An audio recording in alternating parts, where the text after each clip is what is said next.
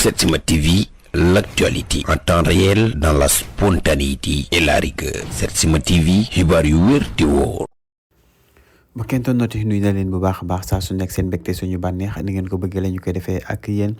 mbokk internet yi li nga xamante ne bii moom moo di showbiz Sénégal saa su nekk dafay faral di daal di yëngeetu ndax ku ne xam na ne yenn saa yi rab bi dafay daal di jóg mbalax mi jóg waaye nag gis nañ ne ñi nga xamante ne bii tey ñoom ñoo féete ci mbalax mi di jigéen ñi ñoom nag fi mu toll nii ñoom ñoo téye li nga xamante ni moom moo di buzzu showbiz bi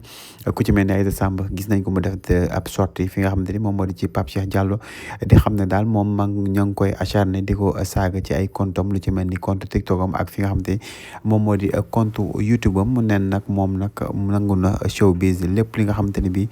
jar na ko rek ñi def ko waaye tamit nag buggul ñu koy saaga ci li nga xamante ni bi moom moo di ci yaayam ji nga xamante ni moom moo tëdd fële ci àllaaxira ndax kat nee na moom yaayam dafa sonnoon ci moom loolu bëgg na nag lépp nag lu ñu ko def ci jëmmam jooju moom mën na koo encaisser waaye nag pour di saaga ki nga xamante ni bi moom moo di yaayam jee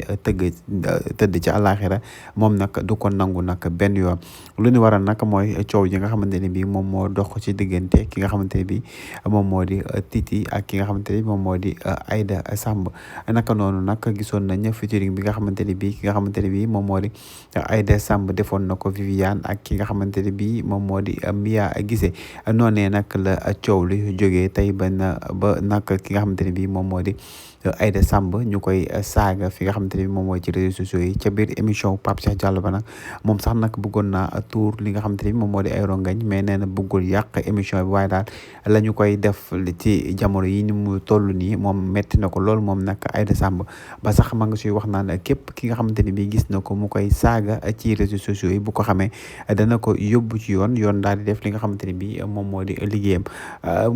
mbokk yi mu mel ni jamono yi daal li nga xamante ni moom moo di showbiz wàllum jigéen ñi tàng na lool en tout cas lu ci mënti am na liñ ci indil ay leeral fii rek lay xewee sur Setsima TV jërë ngeen jëf mbokki internet yi. Setsima TV, l'actualité en temps réel dans la spontanéité et la rigueur. Setsima TV, xibaar yu wér te wóor.